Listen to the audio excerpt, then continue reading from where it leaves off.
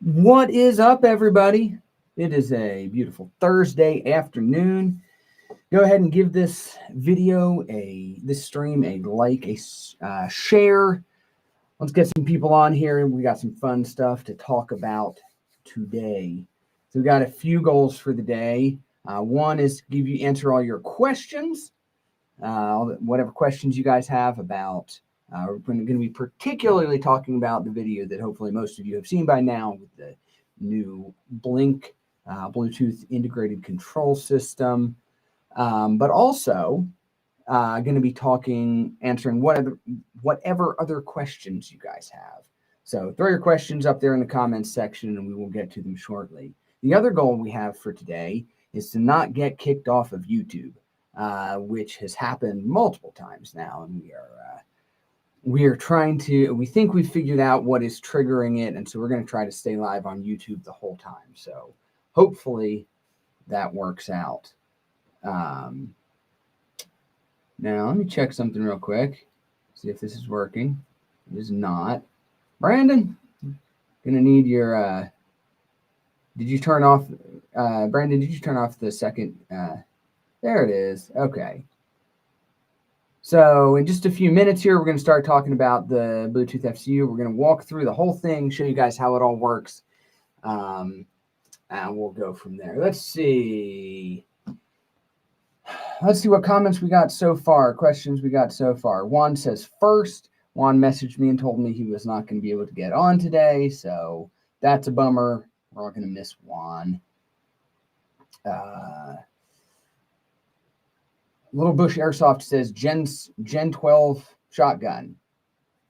That doesn't seem like a question to me, but if you've got a question about it, throw it up there. Let's see. The anticipation. We had fun with this one. Did the little teaser and all that kind of stuff.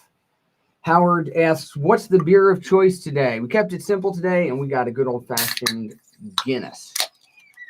It says best enjoyed poured into a glass, but I don't have a glass, so we're drinking it out of the can. Cheers, everybody. In the Wolverine Airsoft koozie. There we go. Get you some.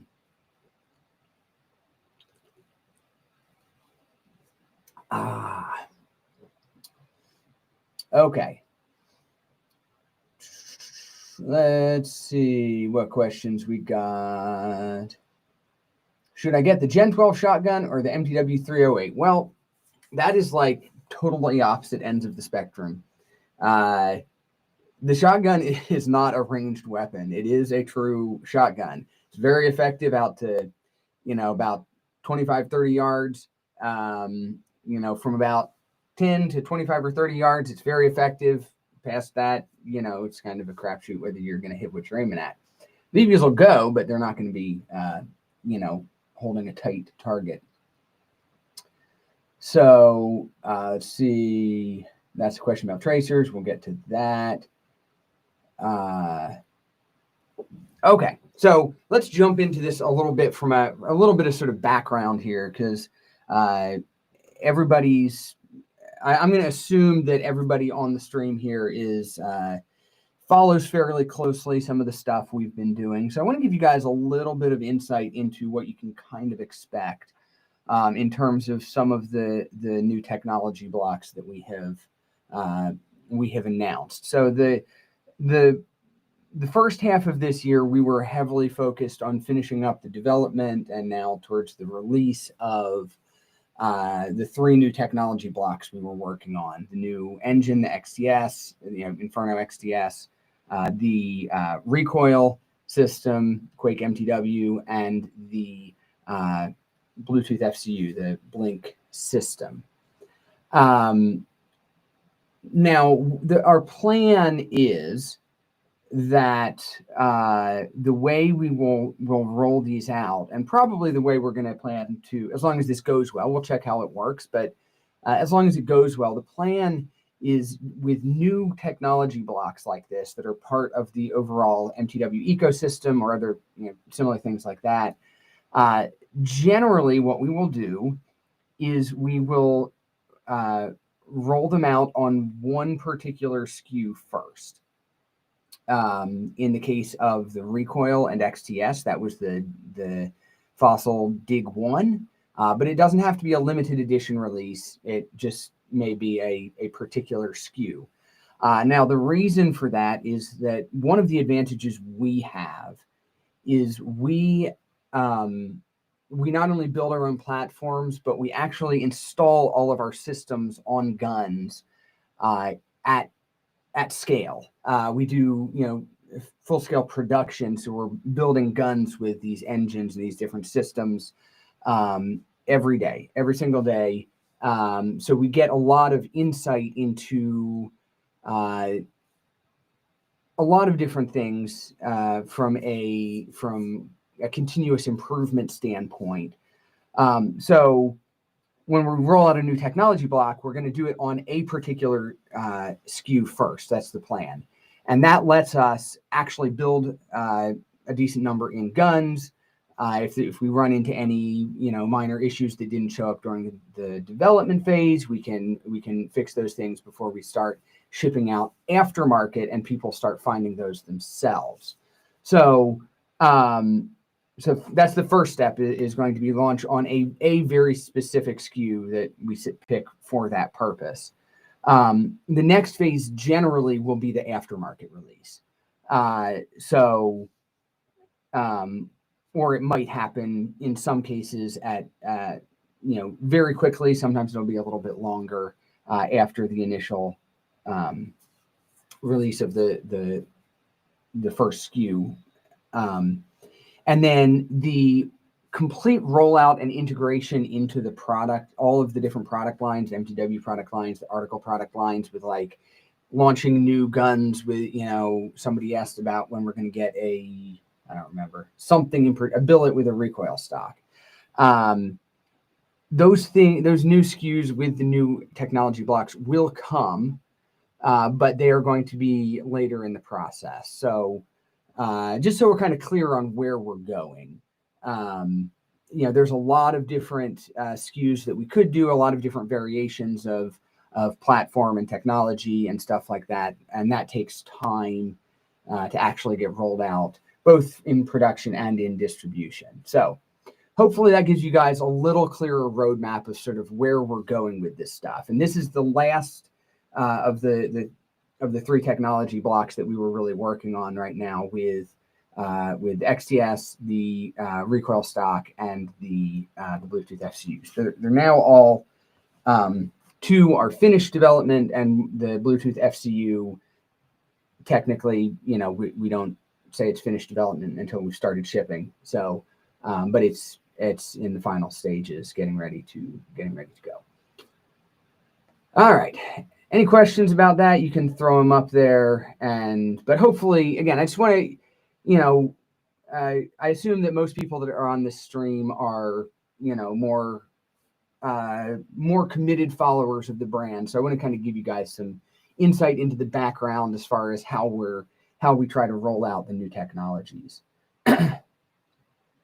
What's going to be the price for the new FCU? All right, I will tell you that in just a few minutes. You're gonna have to hold on for a second. Let me see. Is the tracer the same size and shape as the Acetec Bifrost tracer? Not only is it the same size and shape, it works with the Bifrost tracer. Now it can also work with some of the Bluetooth capable Acetec chronos. If you don't need to have the chrono on the gun and you don't care about the tracer, but you still want the integrated features for tuning and all, you can use one of the Acetec standalone tracers or chronos that is Bluetooth capable.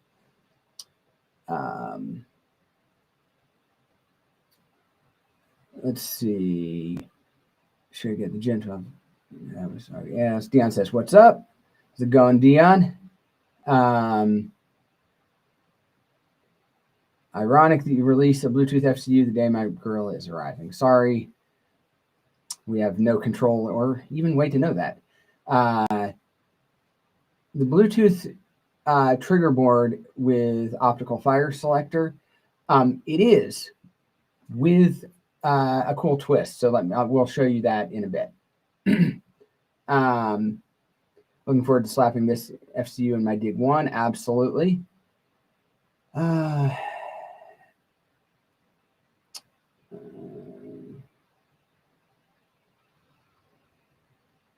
am I able to set the rate of fire for semi only with the new trigger board to prevent happy trigger fingers? I'll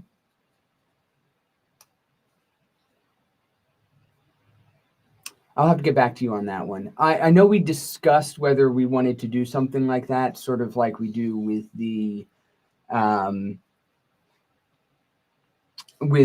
shotgun sort of anti-spamming mode. But I don't remember what we decided on that. So, not sure.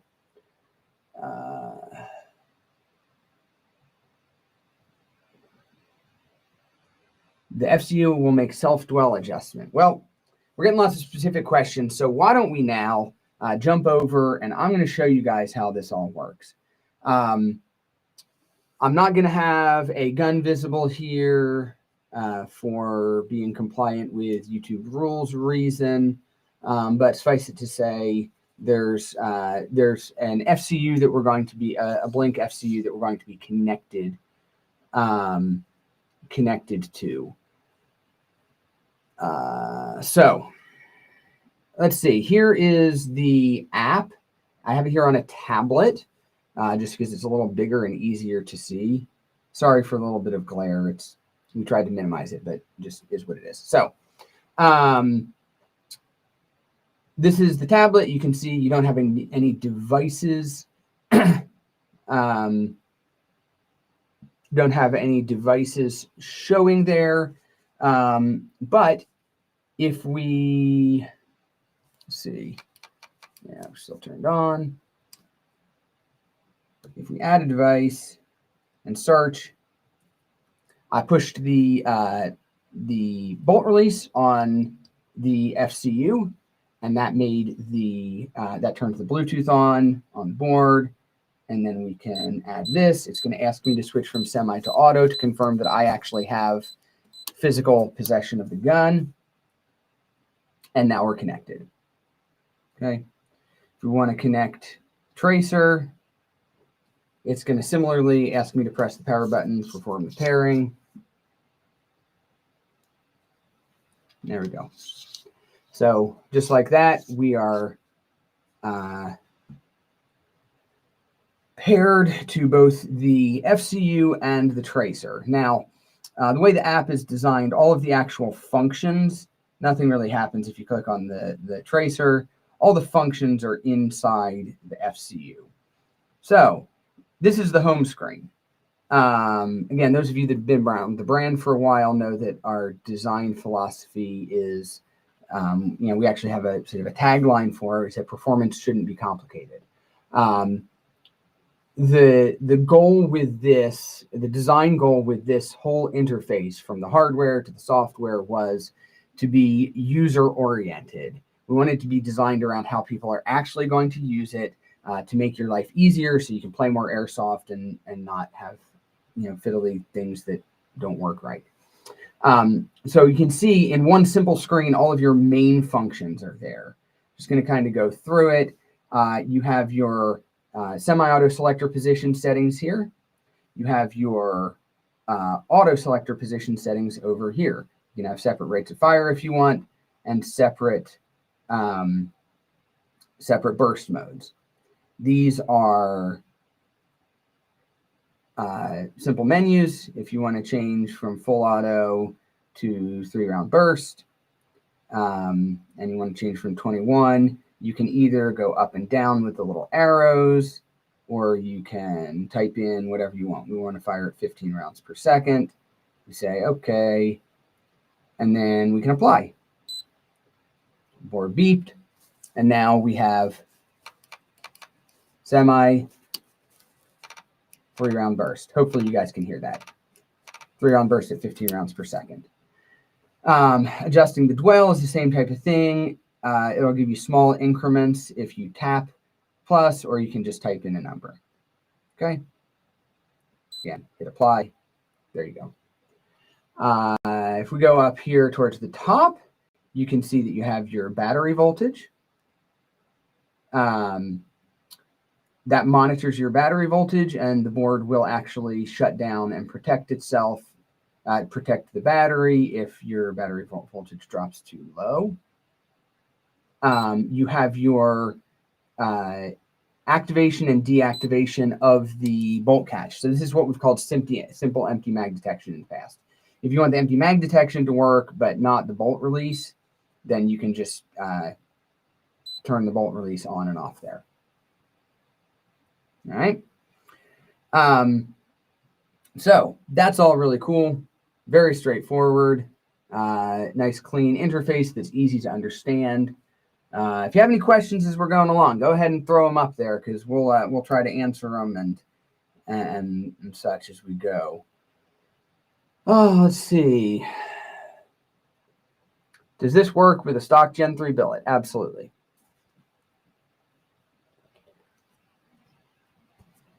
All right. So let's talk about some other features. If you hit the drop-down menu there, you'll see we have a few more sort of more advanced settings. And what do we want to talk about first? Let's talk about profiles. Okay, so we don't have any profiles. If you go into profiles, it just says, don't have any profiles saved. You say, okay, cool. Well, how do we save a profile? All we do is hit save on the main page and say test 1. Okay. And now if we go back into profiles, we're going to see test 1. Okay. So if we make a bunch of changes here, we change this to a 9-round burst and rate of fire to whatever that is, 21. We say apply. Now, if we want to go back to where we were to our saved profile, we just go test 1. It will bring it up. You hit apply, and you're right back to your standard the settings we had previously. I will get to how the Autotune works for the Dwell here in just a minute.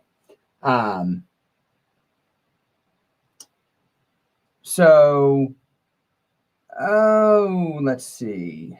Let's go through next thing. So that's profiles. One thing I want to mention here, it's a little fuzzy in the image here, so I apologize, but there's a little 1 right there. One of the things we wanted to do with this is anytime you're adding technology, we all know that technology is great right up until the point that it doesn't work. And then you can get kind of stuck. So we wanted to have a backup plan. Something happens, your phone dies, you're just having connection issues, whatever it is. The boards still have the same live fire tuning firmware on them from the Spartan boards. So you can tune the dwell and the rate of fire and all just like you do on the on a Spartan board. Same thing, works just fine. Now, if you along with that, we had burst modes on this. We have burst modes on the Spartan board, where you can change from 2-round, 5-round. So we took the same idea here, and on the board you have what we're calling, I think we decided to call profile slots. So basically, this 1 here will save a profile. It can either be an actual saved profile or just a combination of settings. You don't have to have actually saved it. And you move through these in the same way that you would move through modes on the Spartan board. You just hold down the trigger for 5 seconds in semi-auto. Okay. The board beeps twice. That tells you that you're now on number 2. You see the number up here changed to 2. This is your second sort of setting slot on the board. And you can see that it changed some of the numbers to what that setting is. Okay, so you can save 5 different settings on the board, basically 5 different profiles, if you will, or on the board. There are 5 different slots. And you can populate them either manually or by uploading saved profiles that you have to the board. But you can always access them without having to have Bluetooth if you want to. So that's what that guy is there. And that's the interaction between the profiles and the profile slots, as we're calling them. See if we've got any questions. What does the rate of fire mean for semi? I have to actually check our documentation on that because we had a discussion and I don't remember what we decided on whether we made it sort of a max. Yeah, no, it's not. Okay. So on semi, it's not, the rate of fire is not doing anything. We did discuss at some point having it act as a max rate of fire setting, so you could use it as anti-spam. But right now, that is not how it's set up. All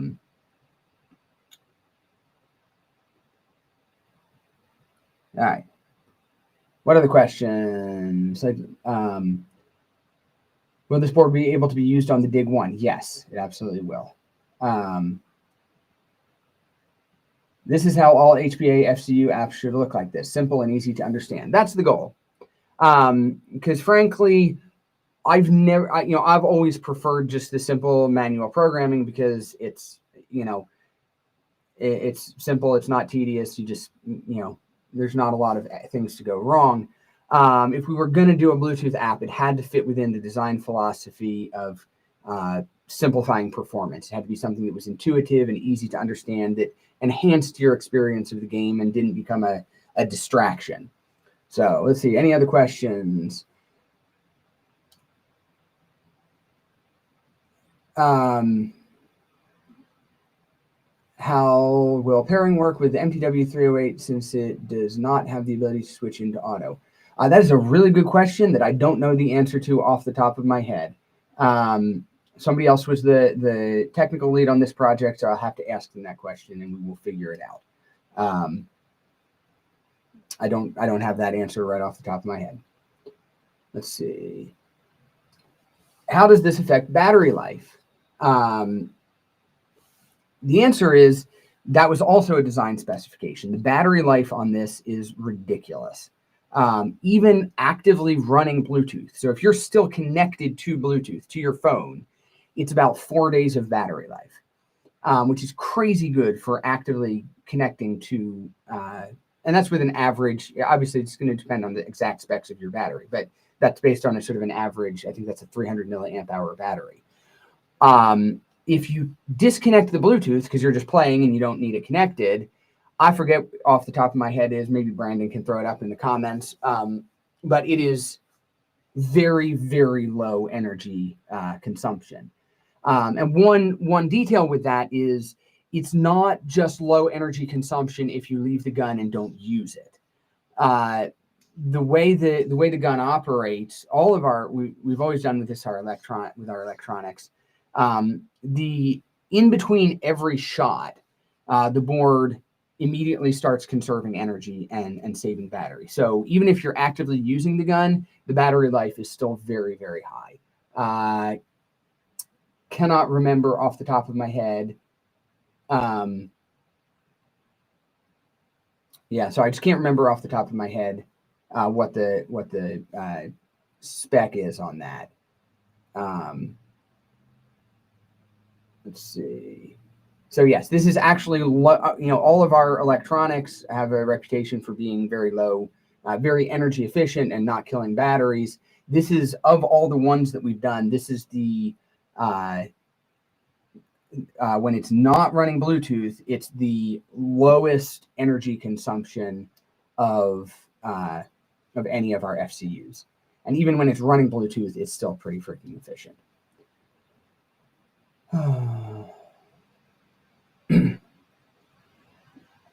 Let's see. In the future, will there be more advanced setup options available for those that really want to dial in their settings and tinker? Okay, let's talk about some other settings. We go to settings here. You get a handful of other options here. So you can turn the audible beep on the board on and off. Stiction compensation. So this is something that our electronics have always done. We actually, as far as I'm aware, were the first ones that ever had a actual stiction algorithm that automatically adjusts the timing for whether or not the gun has not been fired in a while, because it's just the mechanics of a pneumatic system like that, with rubber seals, any type of rubber seal like that. that it's going to need a little bit more time to start up and fire the first shot if it hasn't been fired in a bit. And we have a built-in algorithm that works really well for that. But this gives you the ability to tweak that algorithm.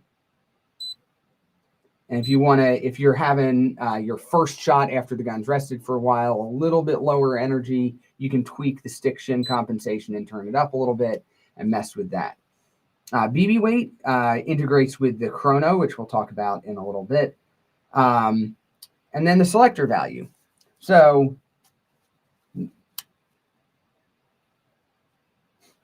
okay.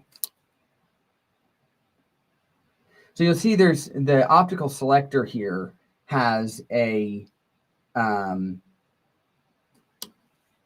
you can see this is in select fire and that's in auto. So it's reading 5 or 6 in select or in semi and about 84 in auto. Well, you can tweak the threshold based on your particular board, your particular selector switch, where it switches between the two. So it just makes it much more forgiving for variations in the actual parts that you are using there. So that's a really cool additional sort of setting to play with.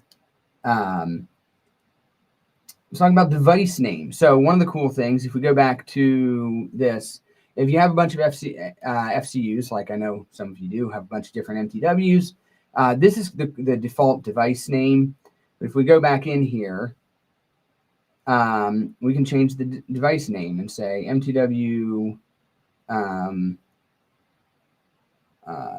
live from the den. Apply it. And now if we go back, you can say, hey, there's MTW live from the den. And you might have 3 or 4 different boards or 5 different boards or 10 different boards. I know some of you are crazy like that. And you can keep them straight based on what gun it is that you're talking about. DMR mode. There is DMR mode. DMR says it is right there. And that just puts a 2-second delay between your shots on semi-auto. Let's see. Info. This is your shot counter. So you have a resettable and a lifetime shot counter. Reset it. So yes, you want to reset it. Cool. Okay. Now you can shoot some more and it'll keep track, but there's always a total shot counter. All right. Upgrades. One of the cool things here is that we included the ability to push firmware updates through Bluetooth. So if it's necessary to do any bug fixes or just updates to the firmware to add capability, whatever it is, right? We can do that through Bluetooth. So rather than having to go to a dealer and get your board reflashed, it can all be done through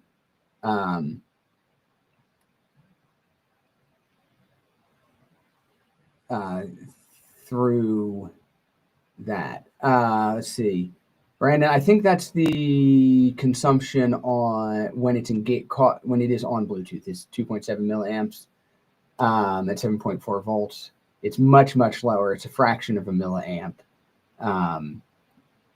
It's in the microamp range when it's not connected to Bluetooth. Let's see.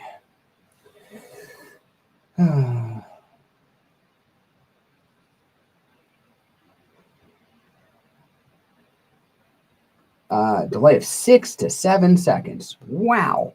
That is a setting that we discussed, but I do not believe is in the initial launch. It's certainly something that if there's enough interest in it, we could push that out in the future as an update through Bluetooth, and then you'd be able to get it. But just it is not. There you go, 0.18 milliamps energy consumption, which doing the math is somewhere around 50 to 60 days of battery life on a 300 milliamp hour battery. Somebody else can do the math real quick, but it's something like that. Yes, it will work on the Gen 12.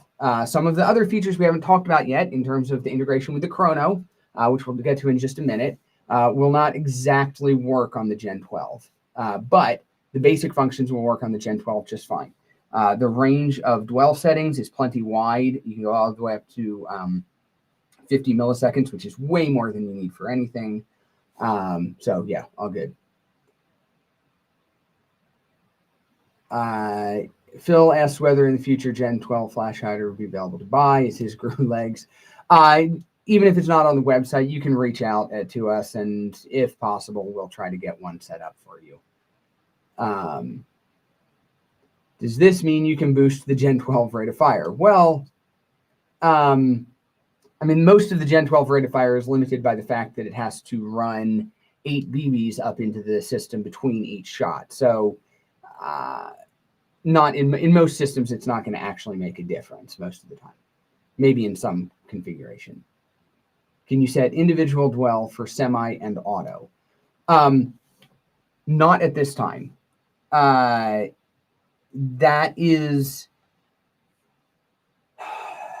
an enforcement concern. And we're going to talk about enforcement and some of the things we're doing here because we're also big on promoting the sport as a whole and accountability and keeping things honest and fun for everybody. It's an enforcement concern if you are able to change the dwell in full auto and run different dwells in full auto, because you could theoretically then chrono with your dwell artificially low, and then, you know, it's not good. So there's some other ways of optimizing the dwell for full auto in terms of efficiency that we're looking at, but they're not included on a first release here.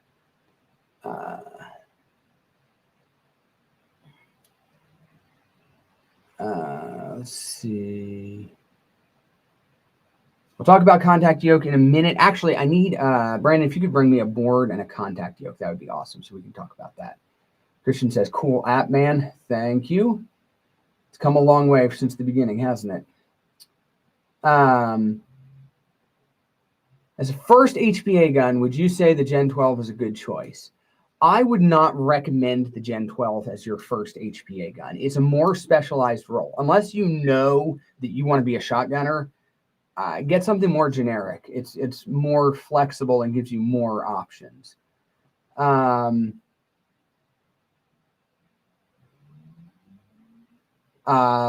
is the wiring harness not a plug-in, but instead soldered to the board, which we all know is going to break? Well,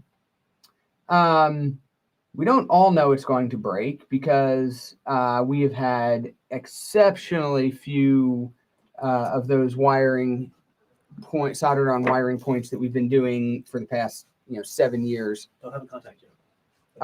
Production has some. They're working on them. Okay. We've had exceptionally few of those break. That has to do with how we have designed the routing of the wiring to relieve strain. But if it was something that we were typically seeing breaking, then we would have a connection there. But realistically, the point of a connector there is not that it's stronger. In fact, often those connectors are a weak point. The point of a connector is if you have a lot of failures on the harness end. Like if this part over here, you have a lot of failures there and you want it to be easily replaceable, that's when you would have a replaceable, have a connector there. And we really have very few of those as well. So it's just not, it's adding failure points without any real benefit. Let's see. Any other questions? 68 days. Jim did the math. Don't take my word on it. Do your own math. But, I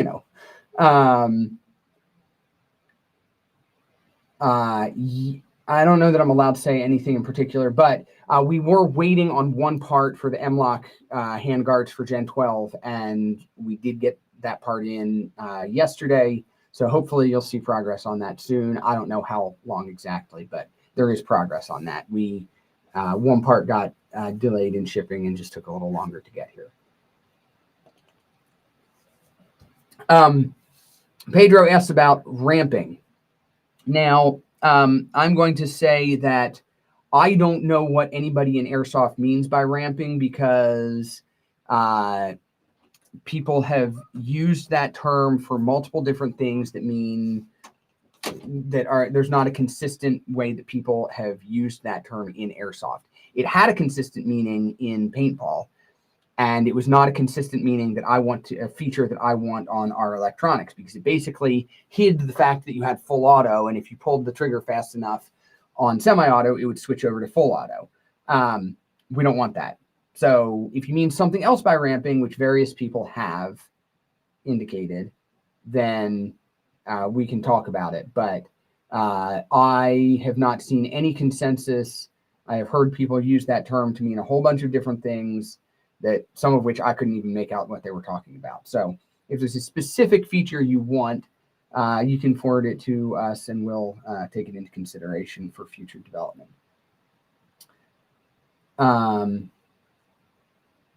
Oh, we've got so much to go over, guys. We're never going to get there, but it's all good. I got time today. This one may run a bit, but it's all good.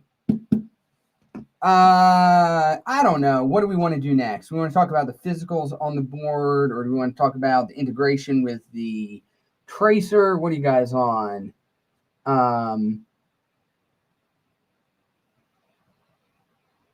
This board is compatible with the Article 3. It could be compatible with any MTW or Article series this board will work with.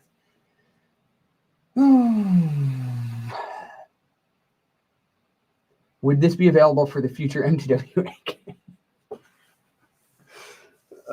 Yes, absolutely. The MTW AK will come with a Bluetooth board that makes all of your wildest dreams come true. There you go. Autotune. We haven't talked about Autotune yet, so that's integration with the Ace Tech side of things.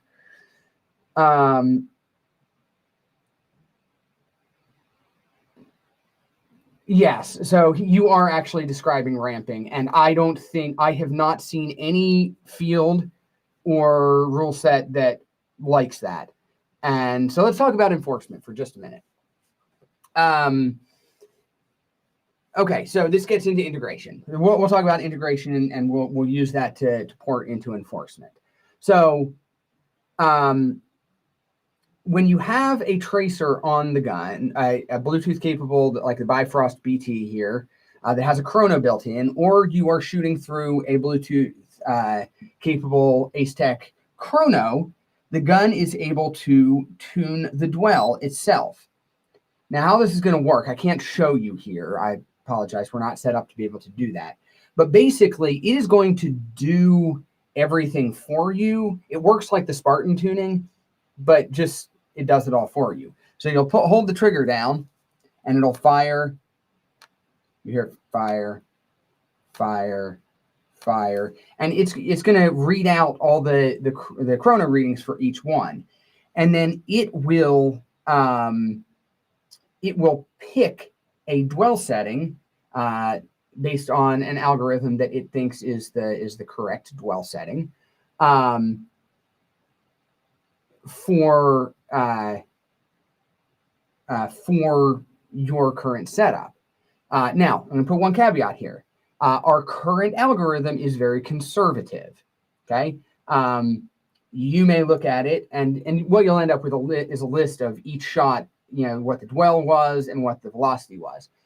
You may find that you look at it and you go, I really, it only dropped off, half a meter per second. I really could go down another step or two. That's fine. You can just tap on the one you want and hit apply. We will mess with various algorithms in the future, but for a first launch algorithm, the target customer for this is somebody that just wants simple convenience. And so the algorithm erring on the side of making sure the gun has enough dwell to fully power the PB means you won't get people confused because the gun's getting low power shots and all that kind of stuff. And as we get feedback from people about what they actually want, then maybe we tweak the algorithm and get a little more aggressive on really trying to get the dwell dial to the absolute perfect number. But it does get you in, it generally gets you pretty freaking close, such that you're getting pretty good efficiency and all that without having to understand anything about what's going on. You can just run it through and it gives you a solid number. So you're right out of the box, ready to get going.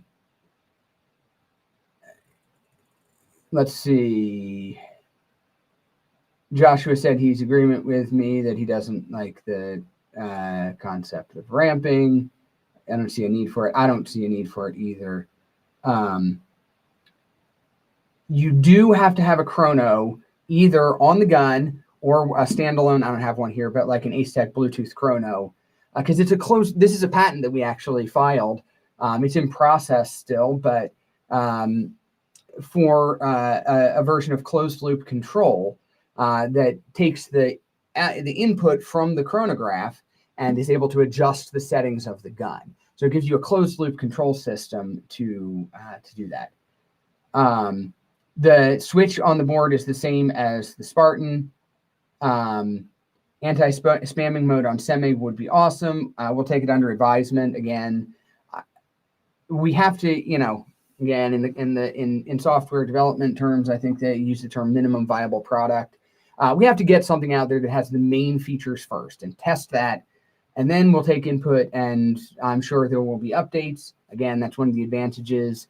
You can not just update the app, but if firmware updates are needed to enable new app features, you can flash new firmware to your board through the app itself. So there is a great deal of sort of future proofing built in there, but we wanted to get all the core features really in there, and then we'll work on others in the future.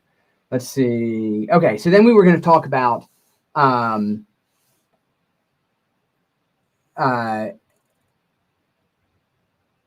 let's see.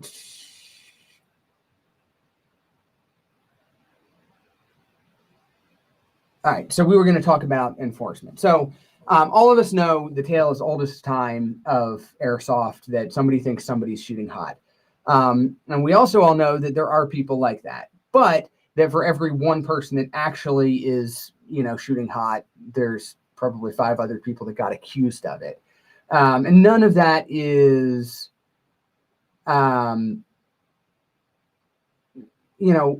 of that is good for the sport as a whole. It's not fun for anybody, right? Whether you're getting accused of it or you're just having to listen to people accuse other people when people are moaning and complaining.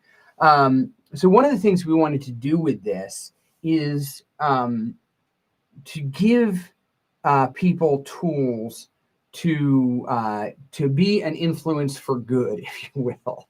One of the cool things that this will do. Now, I want to clarify, you do have to stay connected to Bluetooth for this to work. So that's a thing. But if you're playing, again, you get 4 days of connectivity, more or less, on Bluetooth. So it's not like that's a problem if you're playing a day or two game, or certainly not if you're playing for a few hours at the local CQB field. So we have 2 things here. One is tournament lock. And what the tournament lock does, sorry, for the I'm getting mixed up, guys. I apologize. The tournament lock, you don't have to stay connected to Bluetooth. If we lock it and we disconnect from Bluetooth, we unplug the board, whatever we do, a flag is set on the hardware in the board that says that ties to a timestamp. So when we plug it back in, it's going to say it's still going to know whether it's been unlocked or not. It will also know whether you changed through the whether you changed settings through the Spartan programming, the trigger programming. It won't let, it'll kick out the tournament lock on that as well. But it's a very simple mechanism here. It shows up a red dial and says no change to electronic settings since this timestamp, right? So this is just the simplest, easiest possible to understand tournament lock. It says, whatever else has happened, they haven't messed with the controls on this board since this time. Okay. And then we can disconnect it. And again, if you unplug the battery, doesn't matter. So if your battery dies, whatever, not a big deal. You can just plug it back in and you'll still be tournament locked.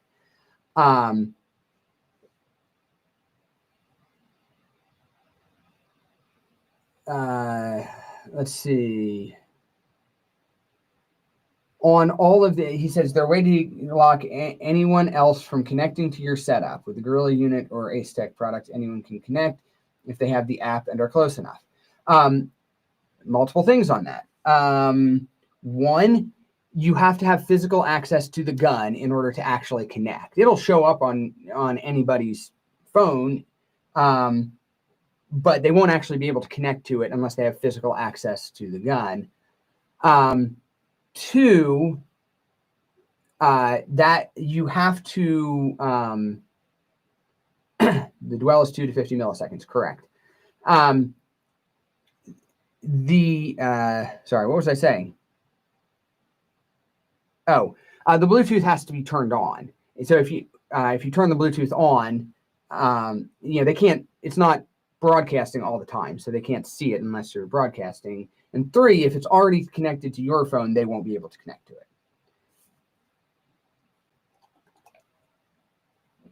Okay, but what about being a good guy and making the game better for everybody? One of the things that we wanted to add here, if you're running a chrono on gun, you have the option to do random sampling. And all this is going to do is every so often as you're playing, it's going to just record a chronograph reading. You're going to be shooting, and then it's going to take one reading and store it. And it's going to have a timestamp and what the reading was. And then it's like an evolution of spot checking, right? You're spot checking yourself. And the goal being that you can be part of the solution and not part of the problem, right? You want to play fair, you want everybody to have a good time, and you want these stupid arguments to stop about, somebody's shooting too hot or somebody's, whatever.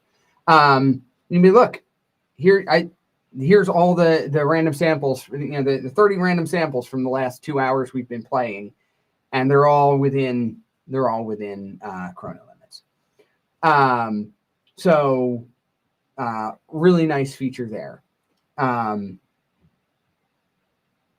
Again, just trying to be part of moving the industry forward and helping, because it's not good for the industry if it's not good for the game if people are just, everybody's arguing and having stupid fights about whatever.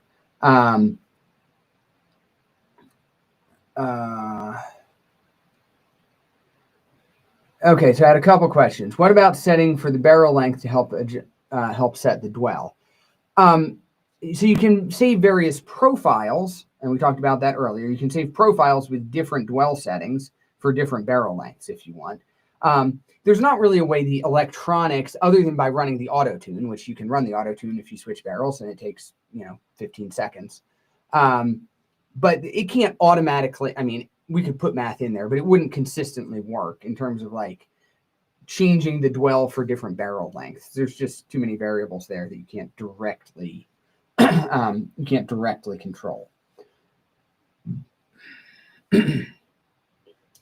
Does the auto dwell setup care about BB weight, or does it just check for consistency? All it's checking for is consistency. That's all it needs to know, is that your velocity. It's looking for the point where the velocity starts to drop off, and then saying, okay, that's where the dwell needs to be. So other integration with the chrono or tracer, if you have this connected, and I don't know whether maybe I can demonstrate this, maybe I can't. I don't know.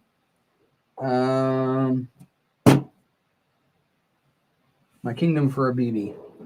Let's see what happens. Nope. Well. Oh, well, there you go. Okay, so it's working. Settings. Wrong thing. Tracer. So I'm going to turn on the chronograph. And it says, when chronograph is enabled, tracer and flamer will be disabled. Confirm. Cool. And now, hey, look at that. I dropped it through it 5 meters per second. You can adjust feet per second, meters per second. You can read joules based on, and it's just going to read 0 because the number is so small, based on, but again, keep in mind that joule setting, if you go with that, it's going to calculate based on the BB weight you tell it. So if you tell it you're running 2/8, say, okay, it's going to calculate a joule setting based on, whoop, come on. So,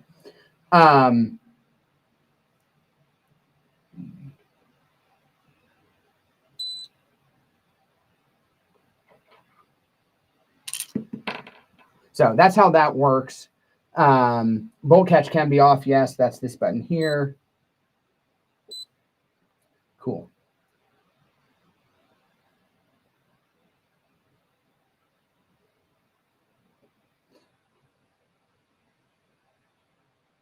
So a valid question. How does the chrono stamp work if the field requires you to chrono with one weight, but you play with a much higher weight? The chrono information wouldn't be accurate, right? Or there's a conversion. There's, it's not a, it's not a magic wand. You're going to still have to understand that, yes, if you're switching to higher BBs, your numbers are all going to be reading lower. You can calculate that in terms of joules. And yes, again, any system that you want, you can find a way to cheat. It's easy. It's the easiest thing in the world to cheat with an AEG, whatever. You just break the seal at the hop up and then, you're good to go. This is not a, but there is more accountability here. If the field wants to check the BBs in your mags and make sure you're using the BB weight you're saying you are based on what the chronograph reading is, that's fine. You can check that, but it just gives you some accountability that says, hey, this is, I'm shooting the same now. This is the same mag I've been using, and I'm shooting the same chrono reading now as I have been the whole day. There's not really any, could you magically switch things back and forth? And sure, there's some way to do it, but it provides some accountability there and some confidence that people are, again, it's proactively seeking to be self-accountable. All right.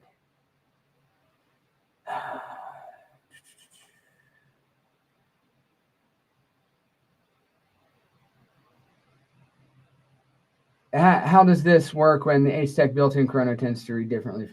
We have tested this fairly extensively. They do tend to vary a little bit, but not extensively. And again, this is not, if your chrono reads a few FPS different, that's not what we're dealing with. The safety issues and people getting, getting really bent out of shape is not because somebody's, 5 FPS over the limit, right? And that's sort of what we're talking about there. If they want to, if the field is uncertain because yours is reading a tiny bit higher and they want to recheck you with the field chrono, they can do that. But again, it's just vastly more accountability than is available with any other system. Let's see if the field requires. Okay, so you guys have been patient. You guys have been very patient. So this is the moment you've all been waiting for. Is what's the price and the offerings here? So we're going to have 2 ways that we sell this. At least starting out, we're trying to, this is a new thing for us. But we have 2 ways we're going to sell it. One includes the combination of the board and, I haven't even talked about the contacts yet. I'll come back to the contacts. Sorry, guys. The one includes the board and the new contact yoke that matches the board and the tracer, the Acetec Bifrost BT tracer, and the other will just be the board and contact yoke. Okay, the board and contact yoke. Well, I should have double checked this before I came in here. I know I'm within $5, but believe MSRP on the board and contact yoke is going to be $155. And the total kit with all three, Dalton's gonna or Brandon's gonna stick up in the chat because I can't remember. Sorry guys, I actually did look at it before I came in here, but I've talked for an hour straight now, and now I can't remember. So Dalton or Brandon will throw it up in the chat, but and I'll call it out once I see it. But while we're waiting, let's talk about contact yokes. So we can maybe do this here. Slide this out of the way. One of the things with the new board is an updated contact yoke interface.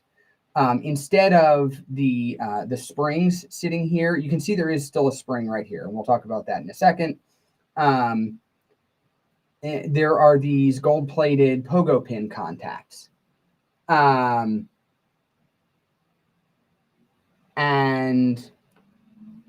right there. And then on the flip side, the contact yoke now has this little PCB with soldered in connections, right? That matches it. The spring that is here is not a contact. That is just to keep the correct tension on the board as it sits in the gun and keep everything in its correct location. So this is just a more refined contact interface. You have a really high quality contact there. Now, one thing I will say you need to know is that these are a matched set.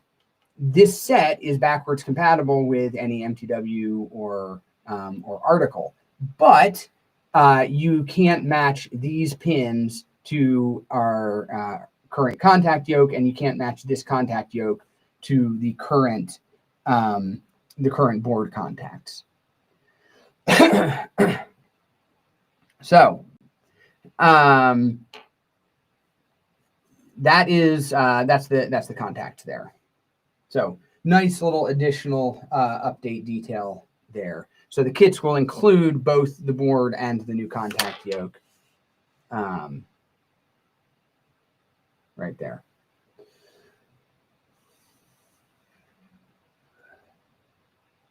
Let's see, any of the questions. Juan wants to know. Oh, Juan's on. How's it going, Juan? We ran long enough that you were able to make it. Yeah, I finally answered the first question that was asked. It took me long enough. Sorry. When will it come out in the EU? We our estimated start shipping date. I think I'm allowed to tell you this. Guys, am I allowed to tell the estimated start shipping date? Hold 1 second. And am I allowed to tell the date that orders will open? That's pretty soon. I'm going to say I'm allowed to say that. Pre-orders will open at dealers sometime next week. So stay tuned for that. Start shipment date, I'm not sure if I'm allowed to tell you yet. So hold tight. We'll see. But it is, we have a partial shipment in that we use to approve the first batch of production parts, but we don't have a full. The full batch is still on its way from the company that does the boards to get those to actually start shipping. We're not going to start until pre-order date of the 26th. That is correct. The start ship date, again, I'm not sure that we've actually decided to publish that just yet, but it is not super far out, but it is not going to start shipping in the next 2 or 3 weeks. I'll tell you that.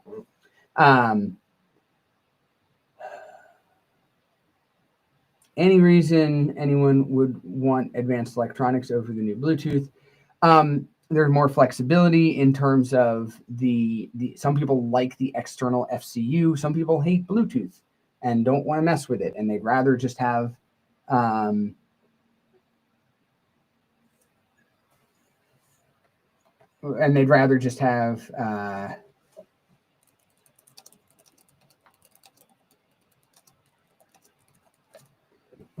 sorry, trying to figure answers for you guys.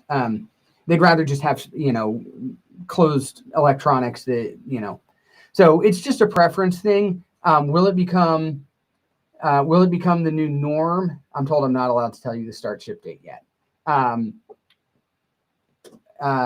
Will it become the new norm? That probably depends on feedback from customers and what, how well people like it. So, we'll see. We're really excited about it. Like I said, it's been in the works for quite a while. Really enjoyed working with Ace Tech to develop the board and the integrated technology that really does tie all those pieces together and improve the sort of user experience and interface.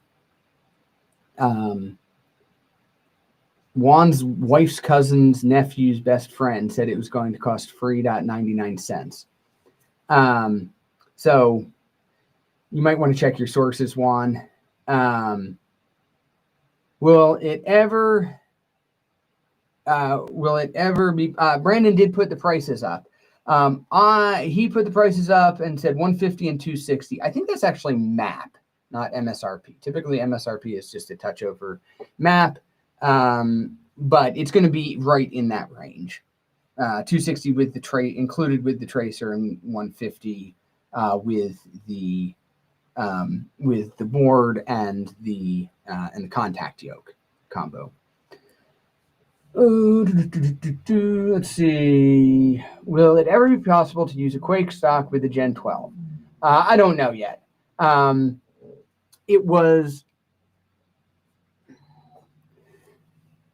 The timing of that was such that by time we knew we were going to launch we knew we were going to move forward with the recoil stock. We had already finished the design of the Havoc engine. In theory, it should be possible, I think, but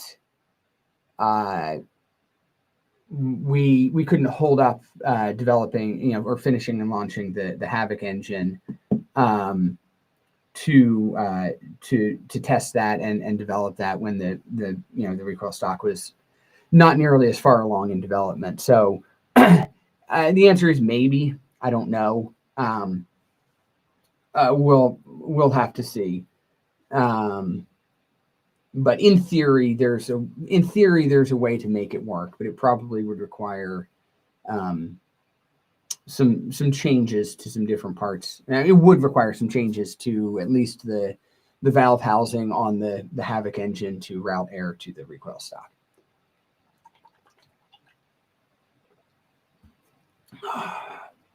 Holy cow, guys. Y'all been running me ragged.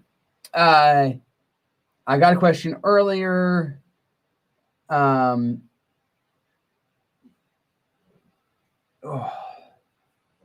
got a question earlier about the standalone recoil kits. That falls into, I can't give you hard dates yet, but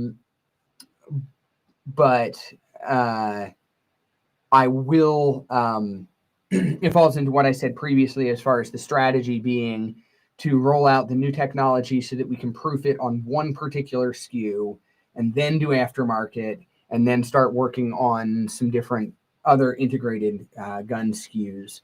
So the next thing you see will probably be, in terms of recoil, will probably be aftermarket kits. And that is actively moving forward. Those parts are, in production. So it's not, I can't give you a date yet. We haven't announced that, and there's still some questions on the exact date. But it is moving forward. So I take it no Reaper. Sorry. Let me find a question. I take it I missed a question. Jay Wynn. Another question. Are there any plans for new versions of Reaper? Not at this time. And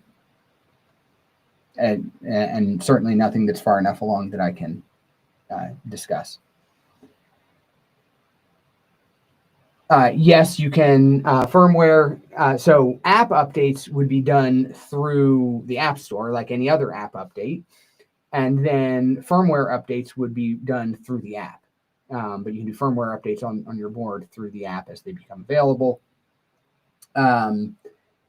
Had some concern about somebody saying, well, I don't want to, what if I don't want to update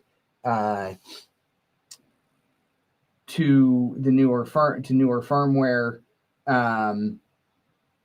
Well, actually, I don't want to say anything on that because I don't know. I'm not smart enough in that area to have all the details yet. So I won't say anything on that until I ask a question and make sure I'm not saying the wrong thing.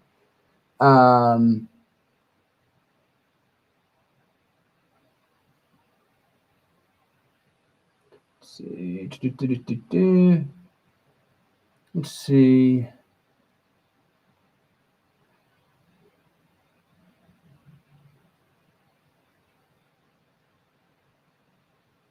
I don't have an exact release date yet on this. We did announce the pre-orders at dealers will be open on the 26th.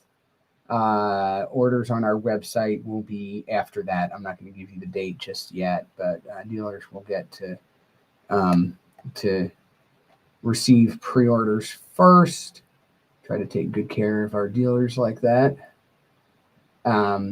It will be coming to the EU as soon as it comes anywhere. We're going to start shipping globally when we start shipping. So not at any planned integration with the gate display, not at this time. We are, how to say this, we have our own design philosophy and ecosystem that we are working on when it comes to app development that is not necessarily consistent with how everybody else chooses to do their products. We have a round counter, etc., built in. Shot counter. You have a resettable shot counter that I reset earlier, and a total shot counter as well. So if that's the question, that we have that there. So any other questions before we wrap up here, guys? It has been a happening past hour and 10 minutes. All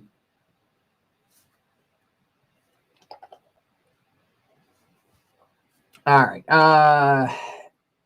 Do I want to answer that question? Sure, I'll answer that question. Are there preloaded tuning setups for different length guns for people that aren't as tech savvy with tuning? The answer is that we are attempting to solve that same problem a different way by doing the auto tuning, and I would argue a much, much better way.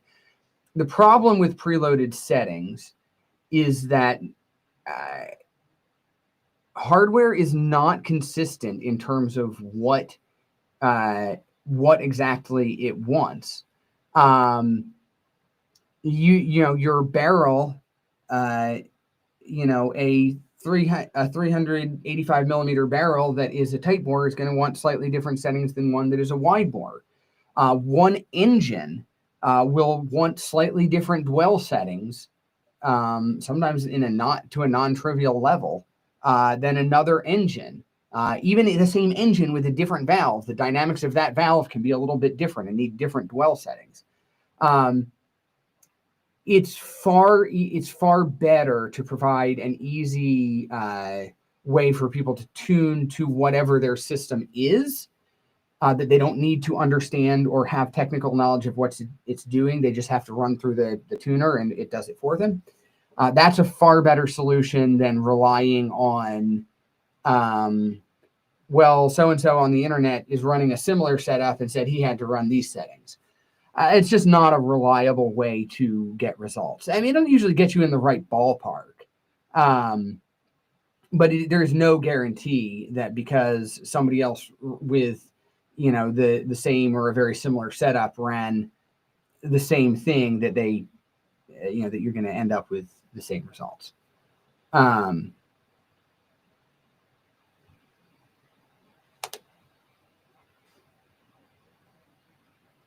Sure, but the Autotune can be perfect with a stock MTW barrel. I'm afraid I don't know what that means. I'm sorry. Is there a release on the MTW Quake stock? I am not announcing a date on that yet. It is actively moving forward, and aftermarket kits will probably be the next thing you see on the MTW Quake stock. And it will be, I promise it won't be that long, but we got to do, again, we're at the end of the day, we're still a small company that for our size does an absolutely absurd amount of product development. So we have to stagger things. Frankly, one of the reasons that we are showing this before we're launching the aftermarket Quake stocks is because we wanted people to see the options they were going to have before we started selling them. Hopefully that makes sense. We didn't want somebody that, they had enough money to, do one upgrade, and they chose to get the Quake stock, and then Bluetooth came out and they're like, oh man, I really wish I would have gotten that instead, or vice versa if we did it in the other order. We wanted both to be visible to people so they could decide how they want to, what they want to do to their MTWs and how they want to spend their money on that. So trying to take care of customers in that way. That does mean we probably delayed getting the aftermarket Quake stocks out a little longer than we had to, just so that we could get this done. But, listen, I promise you, I'm as eager as anybody to start selling them. This has been, all these projects are months and months to years of work and spending money on development before we can start selling them. So I'm eager to get them out too. But I want to, I do want, we're trying to take care of customers and make sure everybody knows. I don't know what you're saying. Connection joke problem, as if that's a term that I should know. I have no idea what you're talking about. Let's see. You making?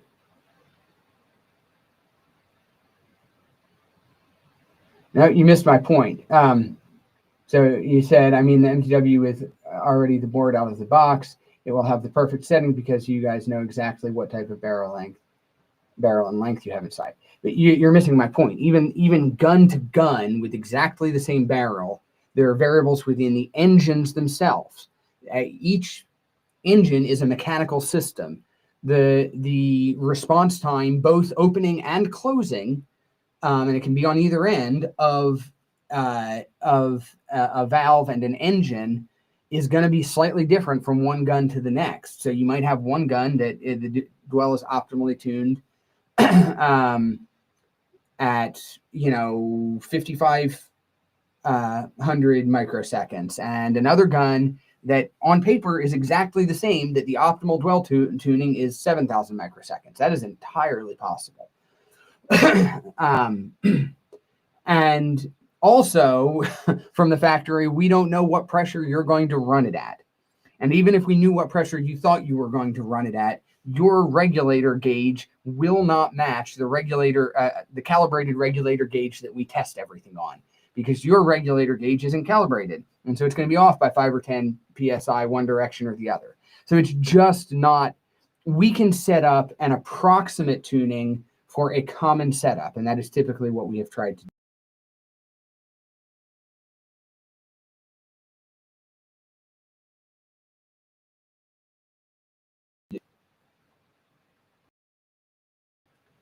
Freezing up a little bit.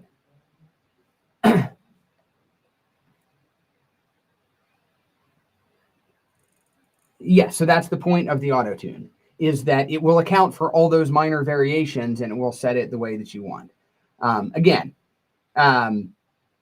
Yeah, so that's the approach we're taking.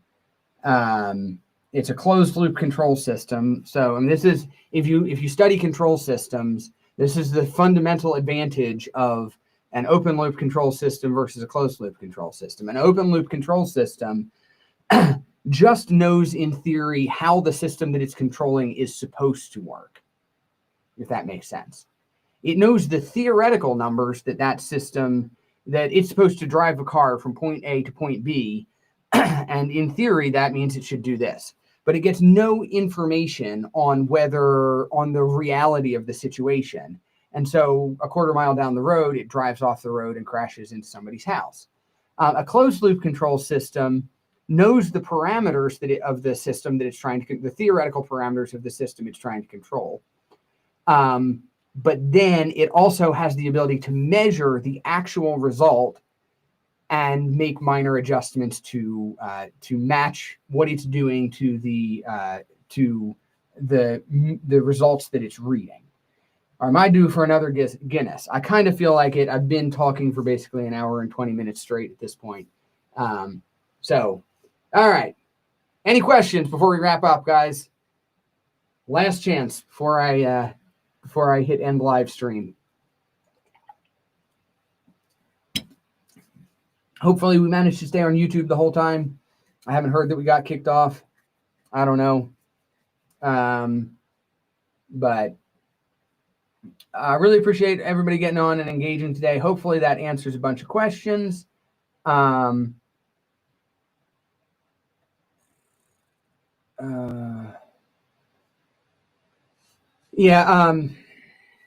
I can't show you because apparently we had a sync issue with the close-up camera, but go back and watch the earlier in the video, and it shows how the chrono works. And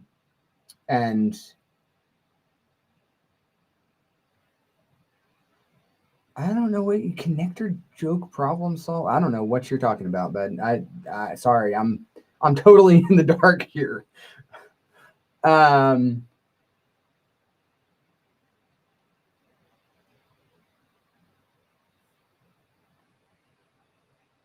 Sorry. Yeah, if you have a question, you can contact tech support and we'll try to help answer whatever your question is there. But really do appreciate everybody getting on today. Really looking forward to getting these out to you guys. It's a product I'm super pumped for that just simplifies how you interact with your gun. And again, hopefully improves the sport as a whole going forward. We really want to be part of solving problems and improving the community and the environment of the sport as a whole. So thanks for all the input and the questions. We do in all seriousness. In all seriousness, I take very seriously suggestions and questions and requests for features. Doesn't mean I can always do them. But we pay a great deal of attention to those things. And we have implemented dozens, if not hundreds, of suggestions over the years from customers that wanted this or wanted that. If there's enough interest, we would do a limited run of Dig 1 rails in 7 and 14 inch. We're going to have to address the understanding of what Dig 1 is and all that, and the Fossil series in another live from the den, because I can't get into that today. But there's not really a way for us to do Dig 1 rails, if that makes sense. Maybe you mean a matching green rail, and maybe you mean a matching green rail with a the Fossil logo on it. I'm not sure, but we need to talk about the Fossil branding and what that is intended to be at a future live from the den. But we're an hour and 20 minutes in, and I'm sure some people are tired of hearing me rasp along here as my voice starts to die. So thank you guys. I really appreciate it, and we'll see you guys next time.